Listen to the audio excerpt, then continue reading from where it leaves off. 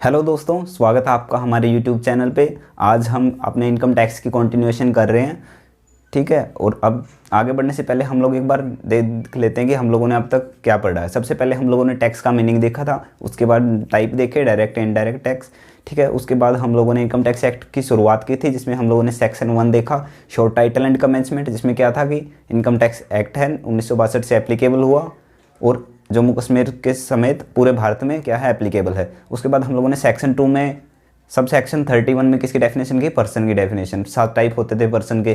ठीक है, कौन कौन से, individual, HUF, company, AOP BOI, firm, local authority, artificial juridical person. उसके बाद हम लोगों ने किया सेक्शन 3, जिसमें कि प्रीवियस ईयर की डेफिनेशन दी गई है। प्रीवियस ईयर क्या था, असेसमेंट ईयर से इमीडिएटली प्रीसीडिंग फाइनेंशियल ईयर को क्या बोलते थे, प्रीवियस ईयर। उसके बाद हम लोगों ने लास्ट सेशन में किया था, एक्सेप्शन की थी हम लोगों ने प्रीवियस ईयर की, जिसमें कि क्या था कि प्रीवियस ईयर और असेसमेंट ईयर कुछ केसेस में सेम हो जाता है। वो केसेस कौन कौन से थे, वो 5 केसेस थे, लास्ट टाइम हम लोगों ने पढ़े हैं।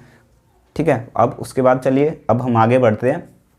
अब आगे बढ़ने से पहले मैं आपको आज असेसी की डेफिनेशन बताता हूँ पहले। ठीक है, कि असेसी क्या होता है। सबसे पहले आज हम पढ़ेंगे असेसी की डेफिनेशन। हम कर रहे हैं income tax act 1961, income tax act 1961। इसमें आज हम लोग पढ़ेंगे असेसी। जैसे आपको पता ही है कि सारी डेफिनेशंस कौन से सेक्शन में गिवन है, सेक्शन 2 में। ठीक है, तो असेसी की डेफिनेशन भी कहाँ पे गिवन होगी, सेक्शन 2 में। इसका सेक्शन है सेक्शन 2 एंड सब सेक्शन 7। ठीक है, अब समझते हैं कि एसएससी क्या होता है। आप लोगों को पता है कि इनकम टैक्स है वो पर्सन से गवर्नमेंट कलेक्ट करती थी और पब्लिक वेलफेयर में यूज़ करती थी, है ना। तो वहाँ पे अब क्या सर, इसका ये मतलब हुआ कि हर पर्सन है उस वो इनकम टैक्स भरता होगा।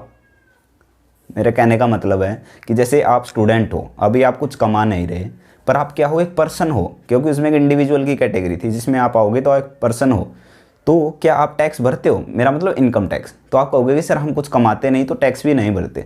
तो ठीक है, तो आप एक पर्सन तो हो पर आप असेसी नहीं हो। तो असेसी का मतलब क्या हुआ, वो पर्सन जो टैक्स भरेगा या फिर टैक्स भरने के लिए क्या होगा, लायबल होगा, उसको क्या बोलेंगे हम लोग, असेसी।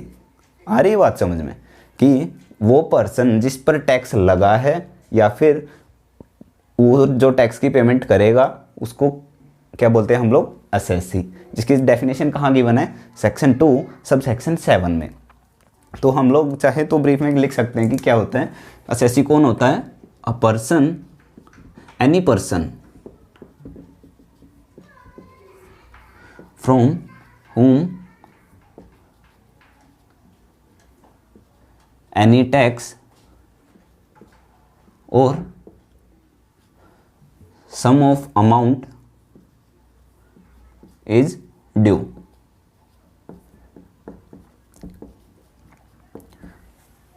तो क्या होता है ऐसे, क्या होता है कि कोई भी पर्सन है जिससे कि क्या है, जिसको टैक्स की पेमेंट ड्यू है जिससे, या फिर any other sum of amount. अब बोलोगे कि सर ये और एनी सम क्या है, एनी सम ऑफ अमाउंट, इसका क्या मतलब हुआ। टैक्स का तो हमें समझ में आ गया कि जो टैक्स भरता है उसको असेसी बोल रहे हैं। तो एनी सम ऑफ अमाउंट क्या है, तो एनी सम ऑफ अमाउंट क्या है कि देखो, जैसे मान लो कोई पर्सन है, उसने इंटरेस्ट की टैक्स की पेमेंट वो क्या करता है, लेट करता है। ठीक है, तो गवर्नमेंट उस पर क्या करती है, इंटरेस्ट लगाती है। और कोई अगर नहीं पे करता तो उस पर गवर्नमेंट क्या करती है, पेनल्टीज लगाती है। ठीक है, तो वो इंटरेस्ट और पेनल्टी क्या है, वो टैक्स नहीं है, वो टैक्स के अलावा अलग से अमाउंट है। ठीक है, तो वो उसकी पेमेंट करने वाले को भी क्या बोलते हैं हम लोग, असेसी। ठीक है, तो अब आप बोलोगे कि क्या सर सिर्फ इतना ही मतलब है असेसी का, कि जो भी बंदा टैक्स या फिर उससे रिलेटेड अमाउंट पे करता है उसको असेसी बोलते हैं। तो मैं बताता हूँ कि इसके अलावा 3 केसेस और होंगे। ठीक है, जो कि जिनको कि क्या है, हम लोग असेसी मानेंगे। ये तो है ही, इसके अलावा and include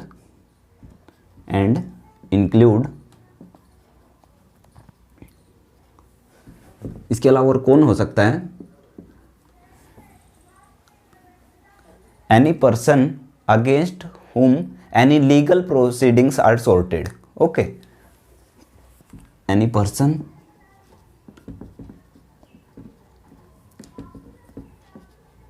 against whom any legal proceedings are sorted.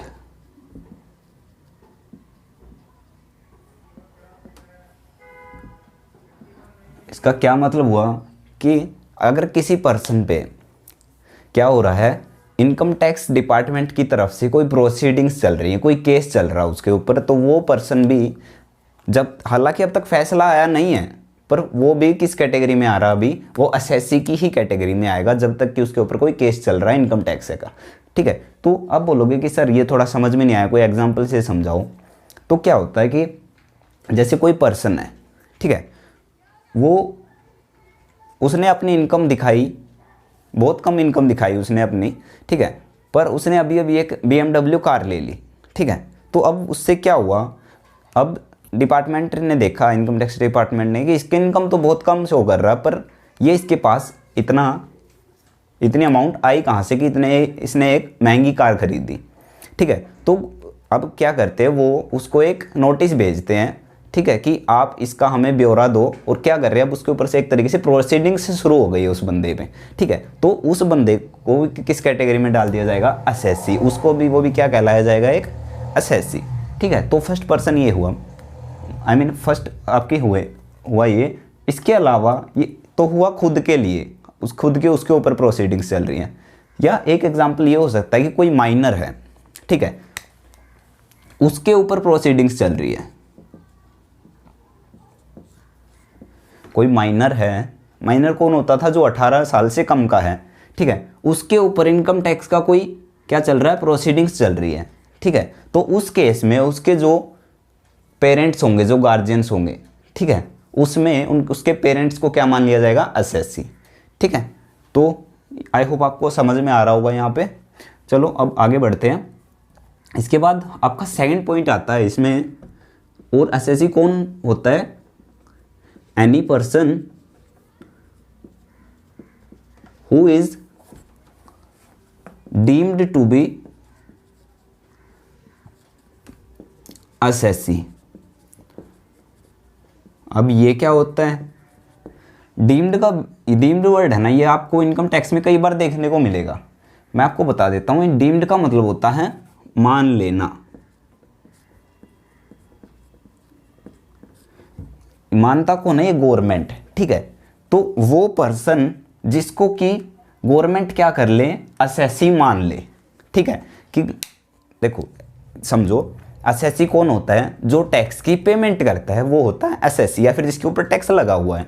अब यहाँ पे मान लेना से क्या मतलब है कि कई केस में क्या हो रहा है कि गवर्नमेंट साफ साफ कह दे कि भाई आपको हम असेसी मानेंगे, हम आपकी कोई नहीं सुनेंगे, आप असेसी हो तो हो। ठीक है, गवर्नमेंट आपको ऐसे बोल देगी। ठीक है, तो उस केस में क्या हो जाएगा कि वो भी क्या हो जाएगा, assessee, any person who is deemed to be assessee, government ने उसको असेसी मान लिया है। अब बोलोगे कि कोई एग्जांपल बताओ सर इसमें, तो जैसे सपोज करो कि कोई पर्सन है, ठीक है, उसकी इनकम हुई, एनुअल इनकम हुई उसकी, सपोज करो 50 लाख रुपीज़। ठीक है, अब आपको ये तो पता ही है कि हम पूरे साल पैसे कमाएंगे और अगले साल उस पर टैक्स की पेमेंट करेंगे। तो ड्यूरिंग द ईयर उस पर्सन ने कमाए, सपोज करो ए पर्सन था ये, 50 लाख रुपीज़ कमाए। अब इसके ऊपर टैक्स तो लगेगा, ऑब्वियस सी बात है। तो क्या हुआ, उसके बाद ईयर के एंड में क्या होता है, इसकी डेथ हो जाती है। ठीक है, तो ये पर्सन क्या हो गया, पास्ड अवे। तो अब गवर्नमेंट का टैक्स तो ऐसे मर जाएगा, और गवर्नमेंट टैक्स छोड़ना नहीं चाहती, तो गवर्नमेंट, तो अब उसके जो लीगल रिप्रेजेंटेटिव्स होंगे, ठीक है, जैसे कि मान लो उसके लीगल हेयर है, जो होते हैं ना कि भाई इसके मरने के बाद जो उसके उत्तराधिकारी होंगे, मतलब जो उसके लीगल हेयर बोलते हैं उसको। ठीक है, तो वो क्या होंगे, उनको असेसी मान लिया जाएगा। जैसे कि ये अगर सपोज करो ये इसकी डेथ हुई है, तो इसकी वाइफ ठीक है, इसकी वाइफ, अगर सपोज करो वाइफ नहीं है तो इसके चिल्ड्रन, बच्चे, इनको गवर्नमेंट क्या कर देगी कि इस केस में एसएससी कौन बन जाएंगे, इसके लीगल रिप्रेजेंटेटिव्स। आई बात समझ में? तो अब तक आप लोगों को आ रहा होगा समझ में एसएससी की बेसिक डेफिनेशन क्या होती है कि जो पर्सन जिसके ऊपर कोई टैक्स लगा हो या एनी अदर सम ड्यू हो उससे, ठीक है, तो वो होता है एसएससी। इसके अलावा कौन कौन से होते हैं, एक वो जिसके ऊपर कोई केस चल रहा हो इनकम टैक्स एक्ट की तरफ से, इनकम टैक्स डिपार्टमेंट की तरफ से, और होता है इसके बाद वो पर्सन जिसको कि गवर्नमेंट साफ साफ कह देगी आपको एसएससी मान लिया जाएगा। ये तो जैसे मैंने एक एग्जांपल दिया है, ठीक है, डिसीज्ड का केस था कि यहाँ पे जो है आपका पर्सन वो उसकी डेथ हो गई थी, तो उस केस में एसएससी उसको लीगल हेयर को मान लिया। और इसके अलावा ये एग्जांपल है, ऐसे ही कई एग्जांपल दे रखे हैं। जैसे एक और एग्जांपल है कि सपोज करो कोई पर्सन है, ठीक है, वो क्या होता है कि वो बाहर चला गया, ठीक है, दूसरे देश में है, मतलब वो अब यहाँ पे एनआरआई है यहाँ के लिए सपोज करो, तो क्या होगा, ये तो जैसे एक एग्जांपल हो गया फर्स्ट कि यहाँ पे क्या हुई थी, पर्सन की डेथ हो गई थी। ऐसे ही गवर्नमेंट ने लिस्ट बना रखी है कि इन केसेस में मान लिया जाएगा। एक एग्जांपल हो सकता है कि कोई पर्सन बाहर का है, मान लो नॉन रेजिडेंट है, जैसे यहाँ पे विजय माल्या का केस ले लो एक टाइप में, क्या हुआ वो यहाँ से और पैसे कमा करके या ले करके दूसरे देश में चला गया, ठीक है, अब क्या हुआ, अब वो वहाँ का सिटीजनशिप ले ली उसने। अब क्या हो गया उसके बाद, अब गवर्नमेंट क्या कहेगी कि आपका जो बिज़नेस यहाँ पे चल रहा है, विजय माल्या का जो बिज़नेस अभी इंडिया में चल रहा है, तो गवर्नमेंट उससे उस पर टैक्स मांगेगी, ठीक है। और विजय माल्या का क्या है कि सपोज करो यहाँ पे कोई एजेंट उसने छोड़ रखा अपने बिजनेस को लुक आफ्टर करने के लिए, ठीक है, तो गवर्नमेंट क्या करेगी, उस एजेंट को उस केस में क्या मान लेगी, एसएससी, और टैक्स की पेमेंट किससे करवाएगी, उस एजेंट से। आई बात समझ में? तो ये क्या होती है, डीम्ड एसएससी है। गवर्नमेंट इन केसेस में किसी पर्सन को एसएससी मान लेती है। हालांकि विजय माल्या मालिक है, पर एसएससी किसको मान लिया गया, एजेंट को। यहाँ पे पैसे इन्हें कमाए थे, पर एसएससी कौन कंसीडर हुए बाद में, उसके लीगल रिप्रेजेंटेटिव्स, ठीक है। तो इसी तरीके से हैं, पर अभी के लिए इतना काफ़ी है, ये एग्जांपल दो। अब चलो एक और है, इसमें वो आगे देखते हैं। तो अब इसके बाद इसमें एक और बचा थर्ड पॉइंट, वो क्या है, उसको बोलते हैं any assessee in default. Assessee in default, उसको भी क्या मानेंगे, एसएससी। अब बोलोगे कि सर ये एसएससी इन डिफॉल्ट का इसका मतलब तो बताओ। अब देखो, जैसे क्या होता है कि गवर्नमेंट के पास मतलब क्या होता है, कंडीशन क्या होती है मेन तो, कि कोई पर्सन ड्यूरिंग द ईयर पैसा कमाएगा और बाद में क्या कर देगा, उस पर टैक्स की पेमेंट कर देगा, ठीक है, अगले साल में। तो क्या हुआ, अब गवर्नमेंट से टैक्स का इंतज़ार होता नहीं, ठीक है, या फिर गवर्नमेंट क्या करना चाहती है, सेफ गार्ड करना चाहती है अपने टैक्स को। तो गवर्नमेंट एक नया कॉन्सेप्ट लेके आई जिसको बोल दिया गया TDS, tax deducted at source, ठीक है, उसको क्या बोला गया, TDS, TDS, tax deducted at source.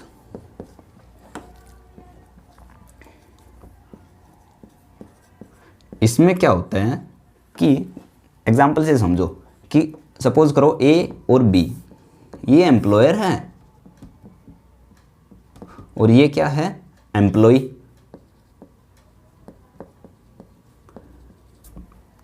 Suppose करो ये इसको सैलरी देता है 15 लाख रुपए एनुअली, ठीक है,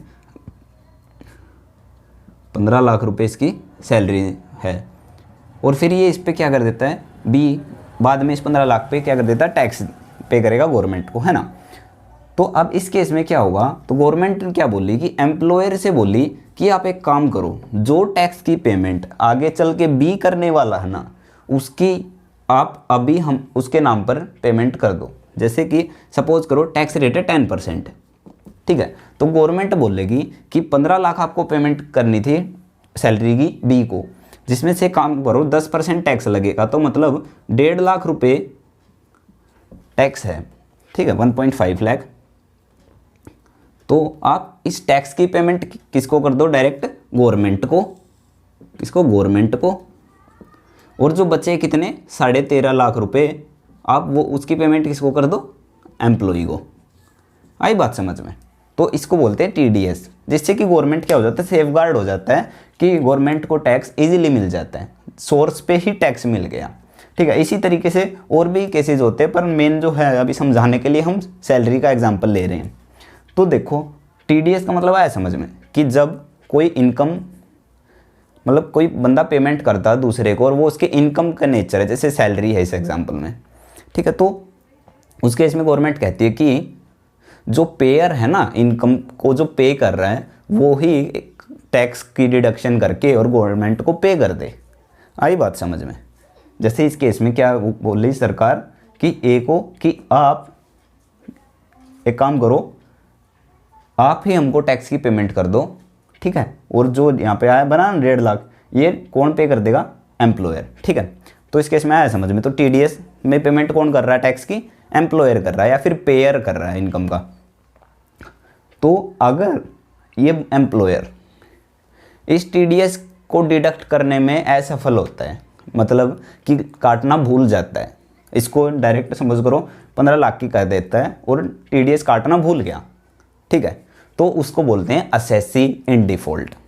आई बात समझ में कि टीडीएस को काटना भूल गया, या फिर टीडीएस को डिडक्ट तो कर लिया पर वो अब ये 1.5 लाख रुपए डिडक्ट तो कर लिए, पर इसको गवर्नमेंट को पे भी तो करने हैं ना। ये अगर ये पे करने में भी फेल रहता है तो वो भी कौन सा केस बनेगा? Assessee in default. आई बात समझ में। तो इस केस में असेसी कौन बन रहा है? ए। आई बात समझ में ना। तो आई थिंक आया होगा आपको समझ में। थर्ड पॉइंट क्या था? यानी असेसी इन डिफ़ॉल्ट, ठीक है। तो आई होप आपको आए होंगे तीनों पॉइंट समझ में। सबसे पहले तो हम लोगों ने देखा कि जिसके ऊपर टैक्स ड्यू है या फिर एनी अदर अमाउंट ड्यू है तो वो एसएससी है।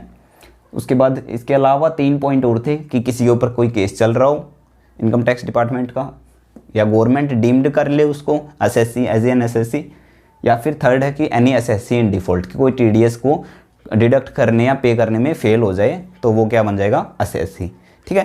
तो चलो एसएससी का इतना ही, आई होप आपको समझ में आ रहा होगा। चलो अब हम आगे बढ़ते हैं, हम लोग अब आगे पढ़ते हैं एक बार। अब हमारी एसएससी की डेफिनेशन हो गई है पूरी, तो चलिए अब हम आगे करते हैं।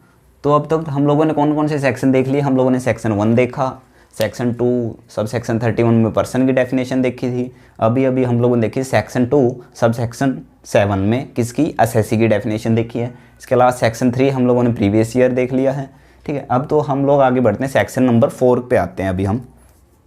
Section 4, section 4 of income tax act क्या है?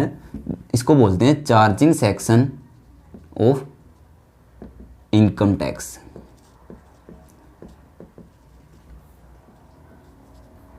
चार्जिंग सेक्शन, ये क्या है? एक चार्जिंग सेक्शन है, जो मतलब जो पावर मिली हुई है ना इनकम टैक्स एक्ट को, वो कौन से सेक्शन में मिली हुई है? सेक्शन 4 में, ठीक है। तो इसको क्या बोलते हैं? Charging section of income tax. इसमें बेसिकली क्या लिखा हुआ है कि ड्यूरिंग द ईयर जो है, अगर किसी पर्सन की इनकम मिनिमम एग्जम्पशन लिमिट से अगर ऊपर जाती है तो उस पर प्रिस्क्राइब्ड रेट से क्या लगेगा? टैक्स, ठीक है। अगर सेक्शन 4 ना होता ना तो हमारी आगे की इनकम टैक्स की बुक होती ही नहीं, ठीक है।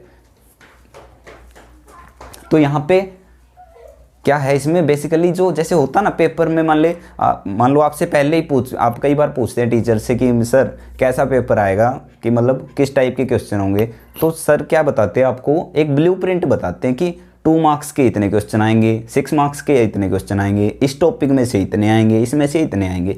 तो ब्रीफ में आपको आइडिया मिल जाता है, ठीक है, कि किस तरीके का पेपर होगा, क्या फॉर्मेट होगा, ठीक है। तो इसी तरीके से आपका सेक्शन 4 भी है। ये क्या कर रहा है? एक तरीके से आपको ब्लूप्रिंट दे रहा है किसका? आपके पूरी इनकम टैक्स एक्ट की बुक का, ठीक है, कि आप क्या आगे क्या क्या पढ़ने वाले हैं और किस फॉर्मेट में होंगे, पहले क्या है फिर क्या है, इस टाइप से, ठीक है। तो इसमें सबसे पहले आते हैं आपके 5 हेड्स ऑफ इनकम। कितने? 5 हेड्स, 5 हेड्स ऑफ इनकम।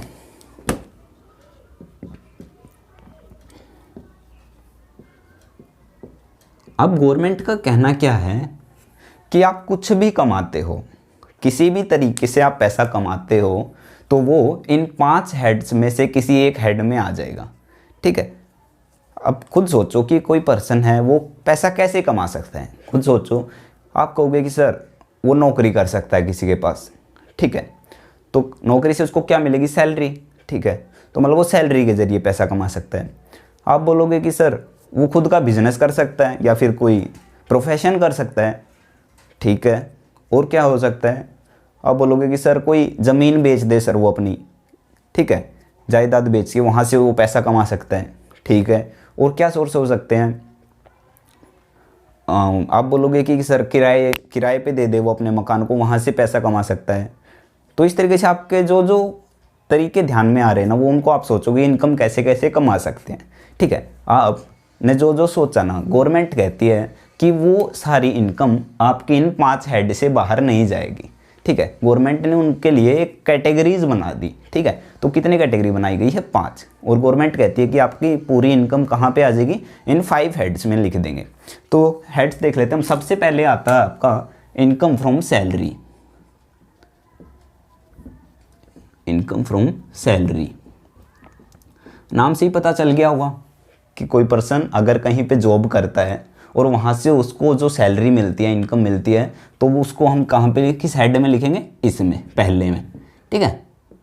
उसके बाद सेकंड आता है आपका कि अगर किसी पर्सन के पास क्या है, कोई हाउस है और उसने वो किराए पे दे रखा है और किराए से उसको क्या हो रही है, इनकम, तो उसके लिए हमने सेकंड हेड बनाया जिसको नाम रखा गया income from house property, income from house property.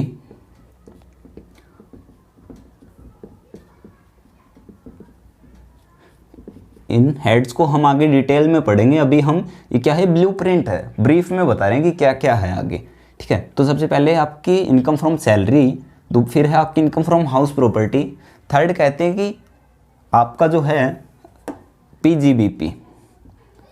अब बोलोगे सर पीजीबीपी क्या होता है, तो ये होता है प्रॉफिट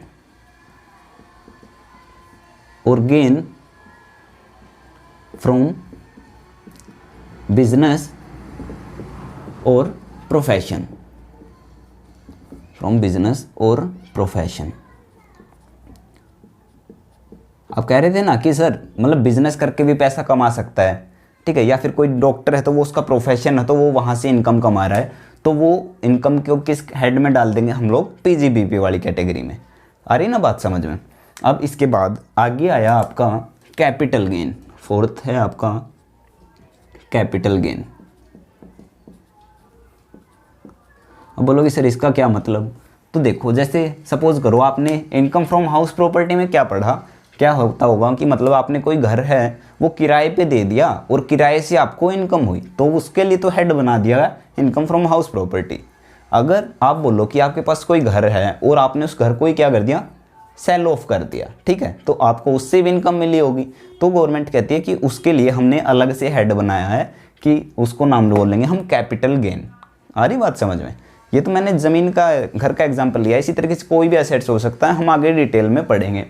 अब इसके बाद आता है आपका कि अब आप बोलोगे कि सर इसके अलावा सपोज करो हमको बैंक से इंटरेस्ट मिलता है, ठीक है, वो भी इनकम है हमारे लिए।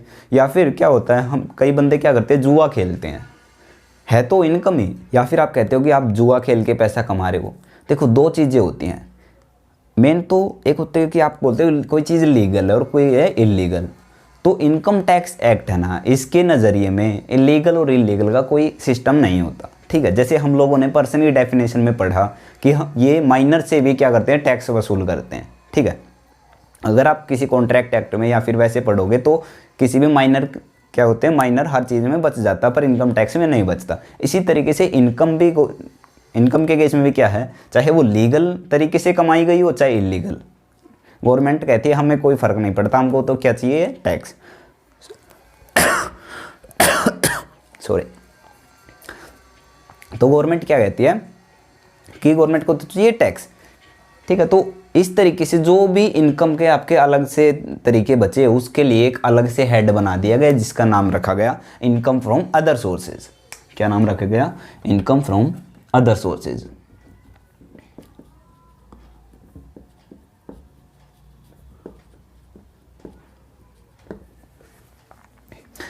अब आई थिंक यहाँ तक आपको आ रहा होगा समझ में, ये क्या है, 5 हेड्स ऑफ इनकम।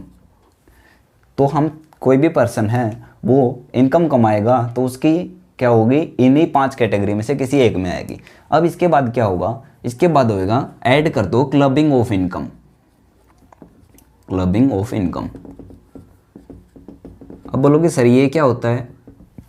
कई केसेस में क्या होता है कि कई बार पर्सन क्या करता है ना कि टैक्स बचाने के लिए और ज़्यादा दिमाग लगाता है, ठीक है। जैसे एक एग्जांपल से समझते हैं कि कोई पर्सन ए, ये क्या करता है, 5 लाख की कोई हाउस प्रॉपर्टी से इनकम हो रही थी इसको, और वो क्या कर देता है, ये मिसिज ए को ट्रांसफ़र कर देता है उस प्रॉपर्टी को। अब फिर इससे क्या हो जाएगा कि ये जो 5 लाख है ये किसके नाम पे आने लगेंगे, मिसिज ए के नाम पे, और इसकी इनकम में कम हो जाएंगे 5 लाख रुपए।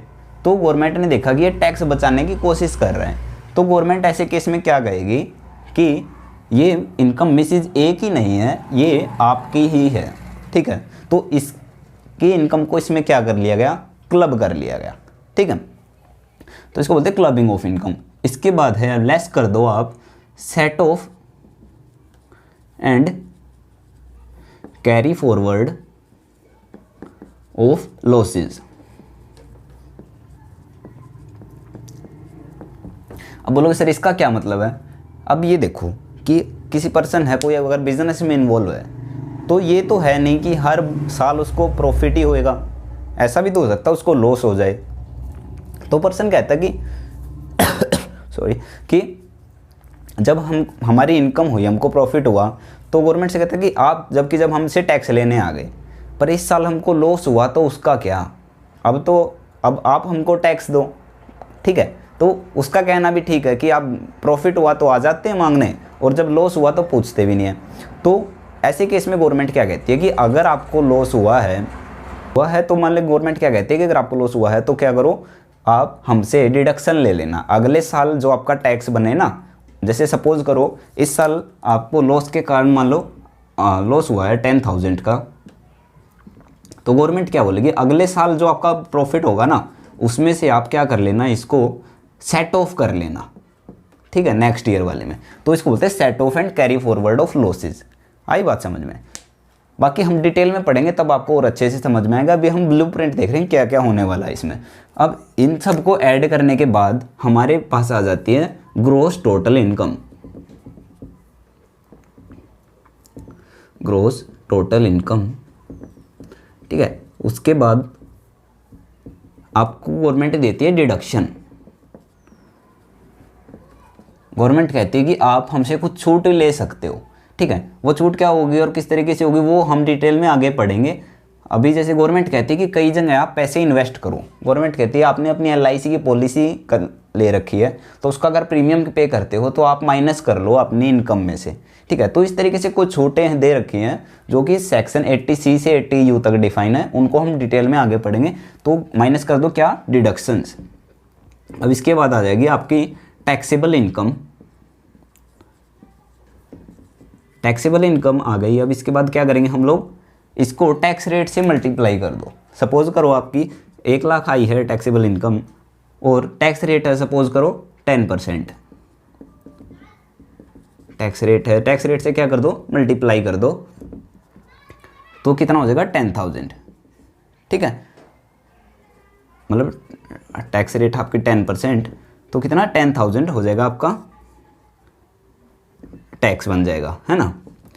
अब गवर्नमेंट कहती है, गवर्नमेंट फिर टैक्स के में से आपको क्या मिलता है, रिबेट एंड रिलीफ भी देती है। तो माइनस कर दो rebate and relief. Rebate and relief,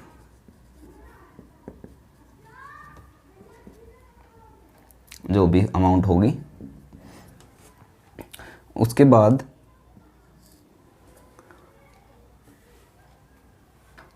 तो रिबेट एंड रिलीफ माइनस करने के बाद आ जाएगी आपकी टैक्स लायबिलिटी कि आपको इतना टैक्स पे करना है, ठीक है। अब उसके बाद क्या होगा, आपको इसमें ऐड करनी होगी इंटरेस्ट एंड पेनल्टीज़, कि आपको अगर इंटरेस्ट और पेनल्टी अगर पे करनी है तो वो ऐड कर लो, ठीक है। अगर आपने कोई एडवांस टैक्स पे कर रखा है या फिर आपका TDS पहले कटा हुआ, मतलब पेमेंट की कर रखी है टैक्स की, TDS TCS या एडवांस टैक्स, उनको क्या कर दो, माइनस कर दो। ठीक है, तो ये माइनस करने के बाद आ जाएगा आपका नेट टैक्स लायबिलिटी कि आपको कितना टैक्स भरना है। ठीक है, तो आई थिंक आपको यहाँ तक आया होगा समझ में कि ये सेक्शन 4 में हम लोगों ने क्या देखा है। यह चार्जिंग सेक्शन, इसमें बेसिकली हम ब्लूप्रिंट है कि पूरा इनकम टैक्स एक्ट आगे कैसे चलेगा। सबसे पहले 5 हेड्स ऑफ इनकम कि आपकी इनकम इन 5 हेड में होंगी। उसके बाद कर दो क्लबिंग ऑफ इनकम कि और किसी की इनकम पर आपके में ऐड होएगी वो। ठीक है, उसके बाद set off and carry forward of losses को माइनस कर दो, आपकी आ जाएगी GTI, ग्रॉस टोटल इनकम। उसमें से आपको मिलेगी डिडक्शंस 80C से 80U तक की, वो लेस करने के बाद आ जाएगी आपकी taxable income 80C to 80U।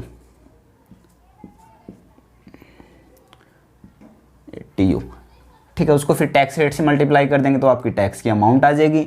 उसमें से रिबेट एंड रिलीफ मिलता है गवर्नमेंट की तरफ से, वो माइनस कर दो, टैक्स लायबिलिटी आ गई। उसके बाद इंटरेस्ट पेनल्टी ऐड कर लो, TDS TCS वो लेस कर दो, और फाइनल में आपकी क्या आ जाएगी नेट टैक्स लायबिलिटी की किसी पर्सन को कितने टैक्स की पेमेंट करनी है।